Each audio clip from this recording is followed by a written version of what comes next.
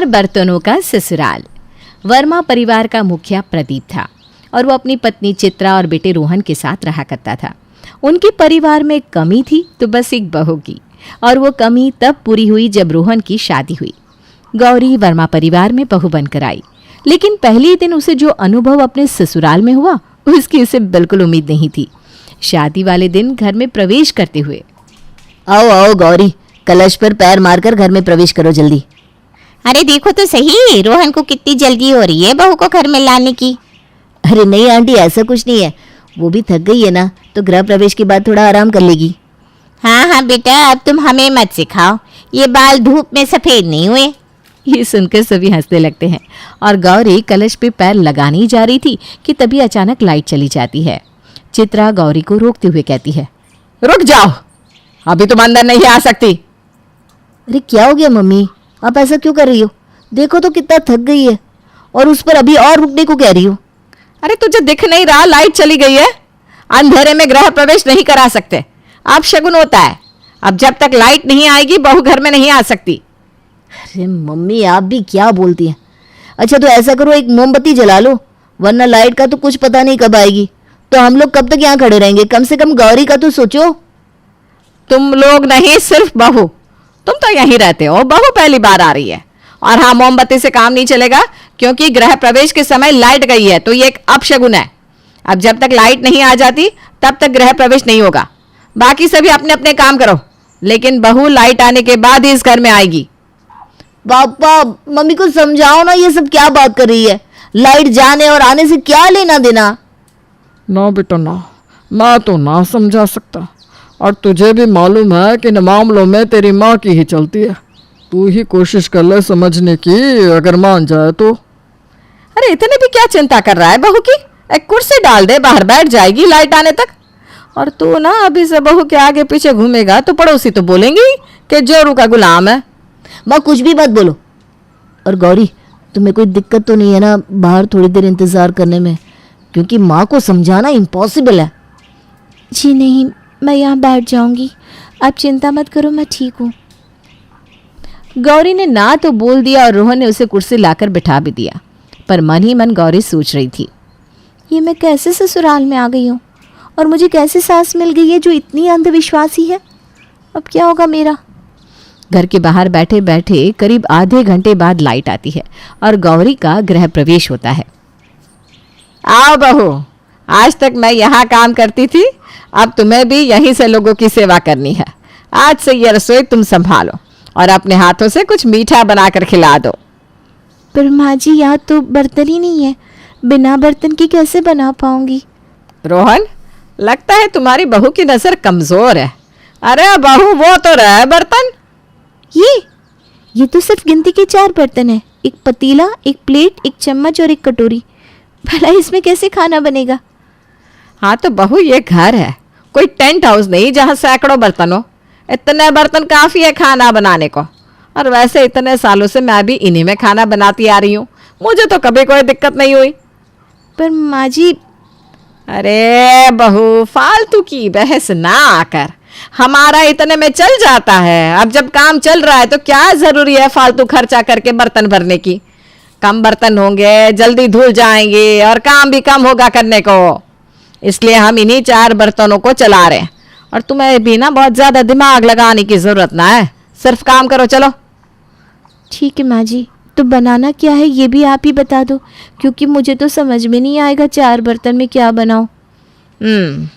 एक काम करो, मीठा रहने दो, अब तो खाने का वक्त हो गया है, तो तुम छोले चावल ही बना दो। अब जल्दी बनाना, हाँ, बहुत भूख लग रही है।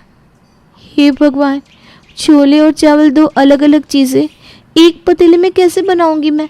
और छोले बनाने के लिए तो प्रेशर कुकर चाहिए होगा। खैर, कोशिश करती हूँ, अब सासू माँ ने कहा है तो करना तो पड़ेगा। अरे किस सोच में डूब गई? जाओ जल्दी जाकर खाना बनाओ, पेट में चूहे कूद रहा है। नहीं कुछ नहीं माँ जी, अभी बनाती हूँ। मैं बस ये सोच रही थी कि कैसे जल्दी से खाना बना पाऊँ। कोई नहीं, मैं कोशिश करती हूँ जल्दी बनाने की।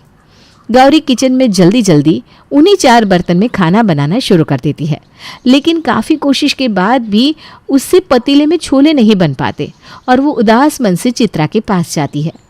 माँ जी माफ़ करना, लेकिन मुझे पतीले में छोले बनाना नहीं आता। अरे बहू, ये क्या कह रही हो? ये तो बहुत सिंपल सा काम था और तुम्हें नहीं आता? बताओ क्या सिखा के भेजा है फिर तुम्हारी माँ ने?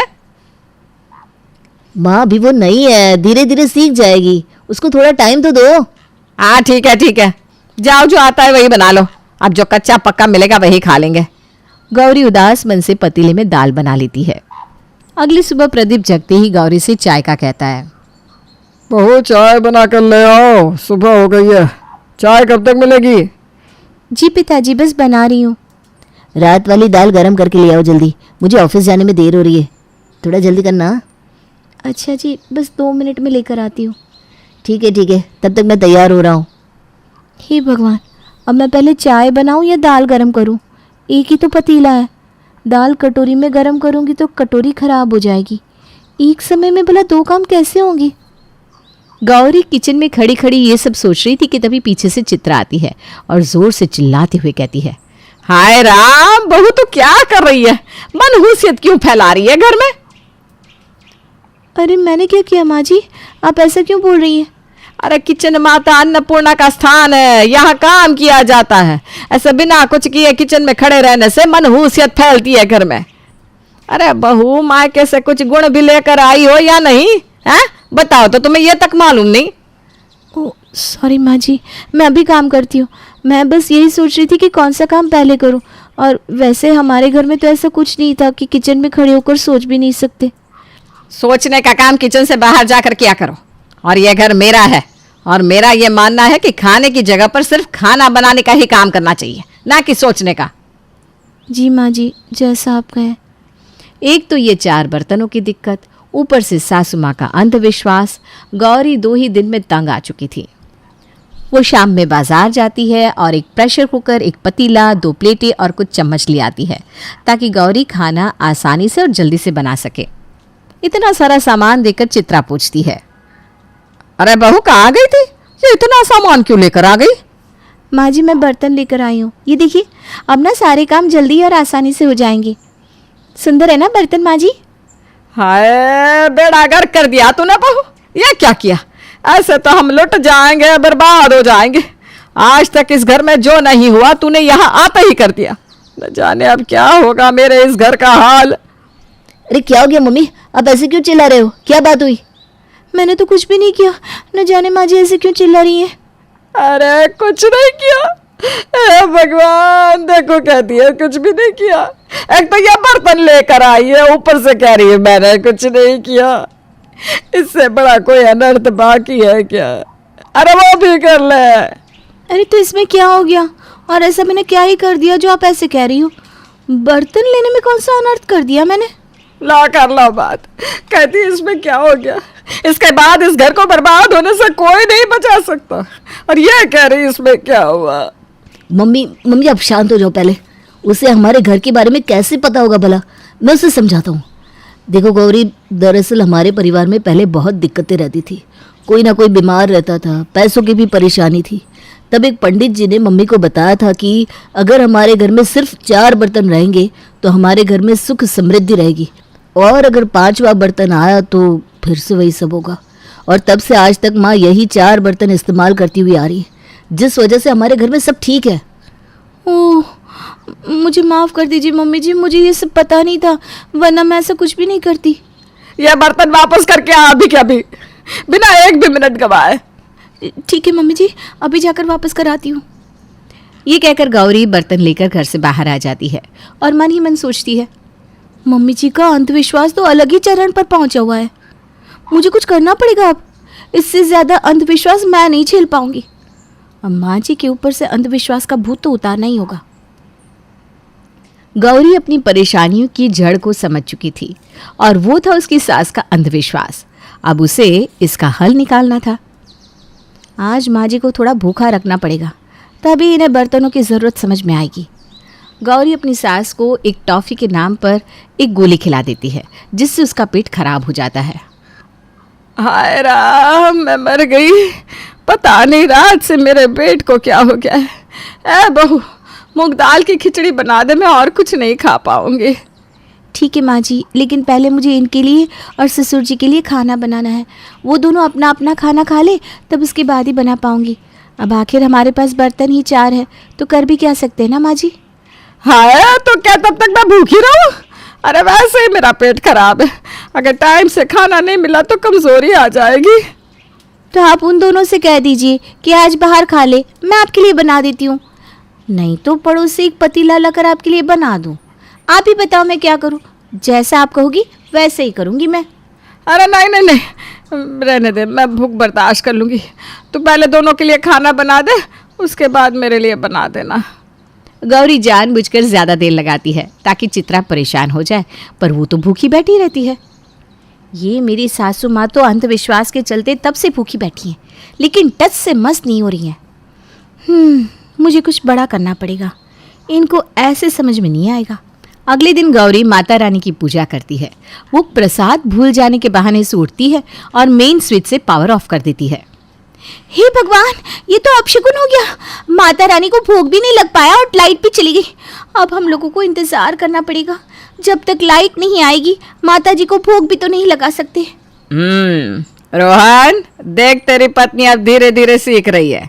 देखा तेरी माँ का कमाल, आखिर बहू आ ही गई लाइन पे।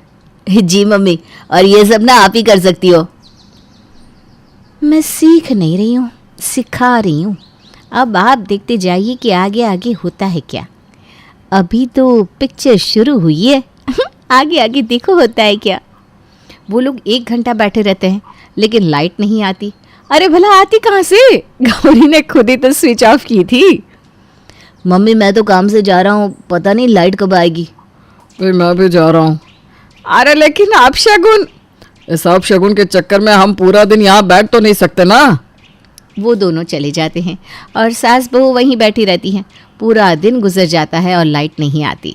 आखिरकार थक कर चित्रा कहती है, चल छोड़ बहू, माता रानी को भोग लगा दे और फिर खाना बना ले, बहुत देर हो गई है। नहीं नहीं माँ जी, मैं अपने घर पर कोई आँच नहीं आने दे सकती। पूजा के समय लाइट गई है, ये तो बहुत बड़ा अपशगुन हुआ ना। अब जब तक लाइट नहीं आ जाती तब तक कोई काम भी नहीं होगा। हाँ, बात तो तेरी सही है।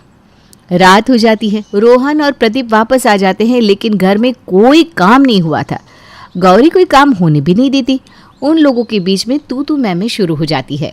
झगड़ा होने लगता है तो गौरी कहती है, हे भगवान, ये क्या हो रहा है? मैंने तो अपशगुन होने के बाद कुछ भी नहीं किया, तो फिर हमारे घर में झगड़ा क्यों हो रहा है? अरे ये लाइट जाना कोई अपशगुन होता है क्या, जो उसे पकड़े बैठी हो? आप तो ऐसे कह रहे हैं जैसे मैंने कहा हो। अरे ये तो माँ जी का कहना है ना। अरे तुम्हारी माँ जी तो बड़ी अंधविश्वासी है, उसके जैसे तुम्हें दुनिया में कोई दूसरा नहीं मिलेगा। हाय राम, अब आप भी मुझे कहेंगे? मैंने तो इस घर की हमेशा भलाई चाहिए। पंडित जी ने जैसा मुझे बताया मैंने वही सब किया ताकि इस घर में शांति बनी रहे। माँ जी, मुझे लगता है हम लोगों से कुछ तो गलती हुई है, क्योंकि हमने तो सब सही करा, लेकिन उसके बावजूद हमारे घर में क्लेश हो रहा है। गौरी सोच रही थी कि उसके ये सब कहने से चित्रा समझ जाएगी, लेकिन चित्रा फिर भी नहीं समझ पाती। वो आखिरकार पंडित जी को बुलवाने का फैसला करती है। नमस्ते पंडित जी, बैठिए। नमस्ते पंडित जी। खुश रहो खुश रहो। जाओ फटाफट भगवान को भोग लगा दो और मुझे भी दे दो ताकि मैं जाऊँ। मुझे मिश्रा जी के घर जाना है। ओहो, वो तो बड़े अमीर लोग हैं, उनके यहाँ तो बहुत अच्छा भोग लगता होगा ना। हाँ, इसलिए तो कह रहा हूँ फटाफट काम करो फिर मैं जाऊँ। पर पंडित जी, हमारे यहाँ तो 4 ही बर्तन हैं, जिनमें एक ही पतीला है, जैसा कि आपने बताया था। मैंने बताया था? हाँ, आप ही ने तो कहा था ना, 5वां बर्तन इस्तेमाल किया तो नाश हो जाएगा। अरे ऐसे तो मुझे बहुत देर लग जाएगी, मुझे मिश्रा जी के घर जाना है। अरे वो सब पुरानी बातें हैं, छोड़ो उसे। जाओ पड़ोस से बर्तन लो और फटाफट खाना बनाओ। अरे पंडित जी, ऐसे तो मेरे घर का नाश हो जाएगा। पंडित जी कुछ न कुछ बहाने बनाते हैं, लेकिन वो लोग उसे जाने ही नहीं दे रहे थे। देखो, तुम्हारे घर का नाश हो या ना हो, मेरा दिन जरूर बेकार हो जाएगा अगर मैं मिश्रा जी के घर नहीं पहुंचा। तुम्हें पता भी है वो क्या क्या देते हैं? भोग के साथ हजारों की दक्षिणा देते हैं वो। हाय राम, तो क्या आप ये सब पैसों के लिए कर रहे हैं? अरे मैं जा रहा हूँ, मैंने तो कुछ समय के लिए बताया था ये उपाय, तुम तो ये अंधविश्वास पकड़ कर ही बैठ गई। हाय, मैं मर गई। पंडित जी, ये आप क्या बोल रहे हैं? पंडित जी चित्रा की बात का कोई जवाब नहीं देते और वहां से चले जाते हैं। मैं आज तक इस पंडित के बताए रास्ते पर चलती रही और ये चंद पैसों के लिए हमारा भोग ठुकरा कर चला गया। मेरे विश्वास को इसने अंधविश्वास कह दिया। आपके इस विश्वास को हर कोई अंधविश्वास कहता है, क्योंकि ये अंधविश्वास ही है। माँ जी, ऐसे पंडित लोग हमारे विश्वास का फ़ायदा उठाते हैं। क्या आपको सचमुच लगता है कि इस तरह के उपाय करने से हमारे घर में सुख समृद्धि आएगी या भगवान की भक्ति करने से आएगी? भगवान की भक्ति से बेटा। हे भगवान तेरा धन्यवाद। आज तक जो मैं इसे ना समझा पाया वो इसकी बहू ने समझा दिया। तो इसी बात पर आज कुछ अच्छे पकवान बन जाए। पर घर में बर्तन तो सिर्फ 4 हैं। इन 4 बर्तनों की वजह से मेरे घर वालों को बहुत दिक्कत हुई है। मुझे माफ़ कर दो आप लोग। मेहनत करी मेरे बच्चे ने, मेरे पति ने, और मैं सारा श्रेय उसका इन बर्तनों को देती रही। चलो सबसे पहले बाजार जाकर बर्तन लेकर आते हैं और फिर अच्छे अच्छे पकवान बनाते हैं। चलिए माँ जी।